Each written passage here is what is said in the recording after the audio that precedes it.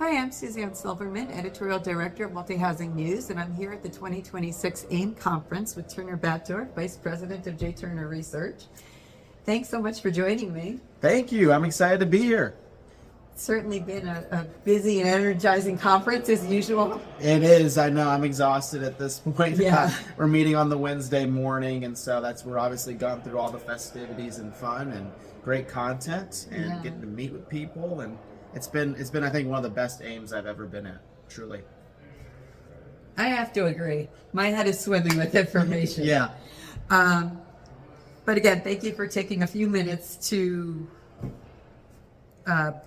work through some of that information with me. Sure. I found your presentation a couple of days ago on star ratings very interesting. Certainly, stars have been important, reviews have been important, but how people are using them, as you were talking about, is really evolving and affecting how we need to address them in the apartment industry. Yeah. We really were trying to present the idea that the star rating is not ultimately what you need to measure online reputation success. That's not the end goal. It's a great starting place to have a good star rating, but at the end of the day, we don't want to just be focused on pushing reviews or trying to chase a really high Google rating. We need to be supplementing that with looking at the content of what's actually being said, because that is what is actually shaping people's decision making. And so, for example, if you are a property that's getting complaints about your landscaping, those are pretty nominal things. Those are not very likely to result in less residents renewing or detract prospects from potentially touring or leasing at your communities. However, if you have even just a handful of comments coming in about more sensitive issues like pests or security or hidden fees, those are big detractors. Oh, yeah. And not only are you going to really frustrate those residents that left the review or experiencing those things on site, and they may not renew with you, but as prospects are seeing that information online, it's almost as if that rating doesn't exist at that point. It's like that is information that's going to keep them from keeping you on your short list, and they may never even go tour. And with search, that information is really out there now more than ever, isn't it? It is. Anybody can go on and go click twice and you're looking at the lowest scoring reviews, but the big change, of course, is having AI to help you navigate this search.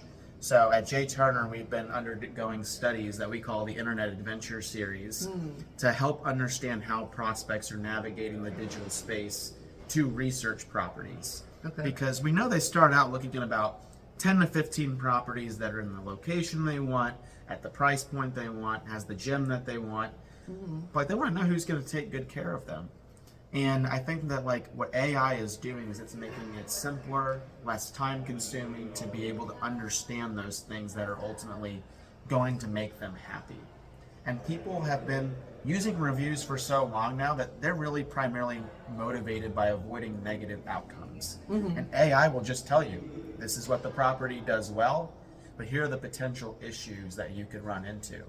And so for me, for example, I don't care, all other factors considered. If you have roach issues at your property, I do not want to live there. Yeah, and AI I'm with you on that. And so AI would just serve that right up to me without me having to actually go read anything. And so we're really imploring people to take a proactive approach to that information, making online reputation not just a reactive thing, but having your entire team involved in ensuring that what's actually being talked about with you is meaningful and actually indicative of a place people want to live at. How does if somebody you can control how your property performs, but things happen. Yeah. People write negative reviews. They're more likely to write negative reviews than positive ones, right? So how do you get that out of an AI summary? Are there things you can do to mitigate it once it's already come up and been out there? Well, that's the $1 million question. People think that more negative reviews happen than positive, but actually, we see that about triple the number of reviews are positive versus negative. Oh, really? That's interesting. So it's a little bit of a misnomer in the sense that we really focus on the negatives. We see the novels where people are getting super upset. But a lot of people, like, this is their home. This is something that, like, is related to their well-being, and people really care about the relationship with the staff, the people that are providing that space, the maintenance team. And so I think I'm of the mindset that, like, if you are engaged with your residents, the positive reviews are going to come. It's still important. You still need to be, you know, having some accountability with that whole piece of it. However, for a lot of properties, they need to go back to kind of square one and focus on satisfaction. So one of the biggest categories that gets mentioned in over 40% of 1 and 2 star reviews are communication issues. It's things like the staff didn't answer my call. They never responded to my email. I brought this to attention to them in a survey that I was struggling with my faucet not working in my sink, and they never even did as much as like mention it or come try to fix it. And so I really think that the best way to try to mitigate it and keep it off an AI search is all the work you do before that review ever exists.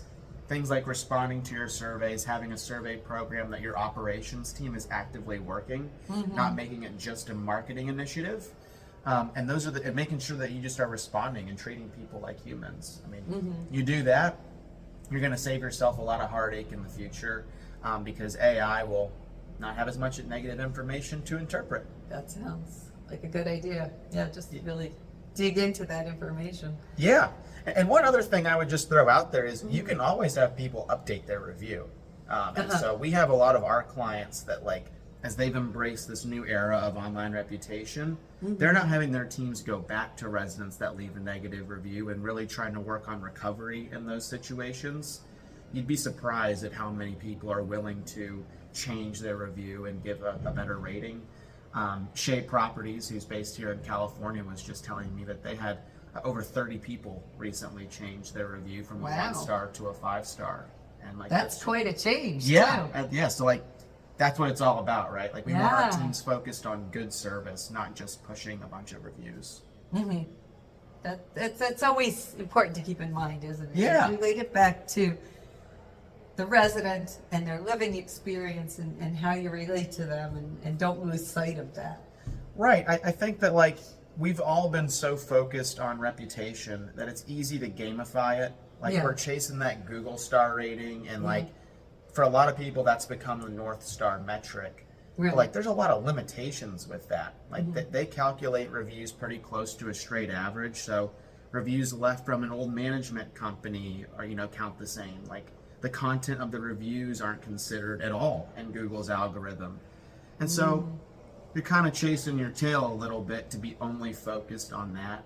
I think that, like, taking a broader approach to your reputation and, like, having your teams maybe just focus on trying to reduce the number of complaints they're getting within their reviews is a great way to kind of future-proof your reputation strategy. Future-proof, I like that. Yeah, I think it's only going to become a bigger deal. I mean, I'm sure you'd agree. More people are going to use AI, but Gen Z, we found in our research, is incredibly skeptical. A lot of the reasons that prospects are digging in further is because they are skeptical. They've been burned by past experiences with buying a product even on Amazon that had a really high rating, only to find out that the quality was poor. And when that happens, they just don't use reviews the same way. They don't ever blind trust those ratings. And so that's why the content kind of comes to the surface. Healthy skepticism. Yeah, it's good. I mean, like, it's a little bit scary in property management because, like, we don't want bad things being said about us online. But I think that, like, if we kind of get out of our own heads of, like, this is only a way to compare me between company A and company B, but, like, actually seeing this as what it's intended, which is, it's like looking at through a keyhole at what is happening on site at these properties. There's a lot of value into the data that we can use to better ourselves today and make us, you know, hopefully better for tomorrow. Sounds like good advice. Thank you so much for sharing that. Yeah, my pleasure. So tell me a little bit more about how AI has impacted the renter search. Yeah, so the two primary reasons they use AI are simplicity and time savings. Okay. And so the things that they're actually finding to be the most useful piece of information are any type of comparison between two properties. It's like, as opposed to having to go research two individually, having ChatGPT or Gemini, whatever it is, compare those two entities. The second thing is neighborhood and walkability. So, like, as opposed to having to drive the area themselves or get on Google Maps and try to get into the street view and see what's going on, ChatGPT can list out the businesses that are around there, things like gyms and restaurants that they might be interested in. But the number one thing that they're actually using AI for is for identifying red flags within satisfaction data. Okay. They are really trying to, as opposed to having to go read all the reviews themselves, have that information spoon-fed to them. So if they are concerned about, like I am, living with some place that has roaches, they want ChatGPT to tell them that plainly. And so they'll even ask questions like, does this property struggle with roaches? Does it struggle with safety? Does it struggle with hidden fees? Move-in quality and noise are two others that tend to be similar big detractors. And that even comes down to like prompts that we see them use in AI that are as simple as summarize the positive and negative reviews. We're seeing that over. Yeah. That's a good one. About 50% of prospects that are using AI are actually typing in that particular prompt at some point during their search. Okay. Because it's such a big time saving and they feel like what they're getting out of it's a trusted source of information. And I do think it's only going to become a bigger deal. We talked a little bit about Gen Z's increased skepticism. Right. But we're already seeing that 50% of prospects are using AI in an effort to search for apartments. I think we would anticipate that that number likely goes up over time. Yeah. Because we even found that 65% of people are reading reviews at a longer time frame than what we're seeing for them buying something normal. They're spending more time reading reviews. If they realize that AI can self-serve this information, we would imagine a lot of those people continue to migrate over and AI only becomes more prominent. Makes sense. Yeah. It's a lot more information out there. It's helpful. I guess it can be confusing too, but in the end, it makes you a more informed consumer. So. Right. I think at the end of the day, it's the most expensive purchase they make. Right. Their monthly rent. They're locked into a 12-month commitment. And so they just want to be sure that what they're getting into is something that they feel comfortable about. It's the one thing they're not getting on the ILSs or in navigating their property website. They don't know how well they're going to be served. And it's such an important part of, what we sell, which is a home. Right. And I think that that's why they're using it. And so as operators, we can embrace that. And you can go home and just type in the ChatGPT or whatever AI you use. What is it like living at property X? And see what type of information prospects are being shown. I think it totally will reshape kind of where you prioritize your efforts, especially from a satisfaction standpoint. That's wonderful advice and makes a lot of sense. And I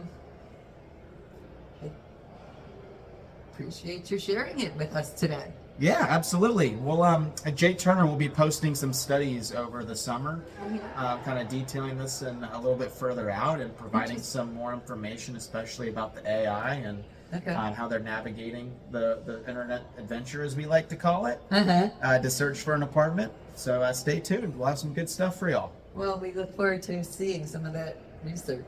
Thank you so much. I appreciate you having me. Thank you.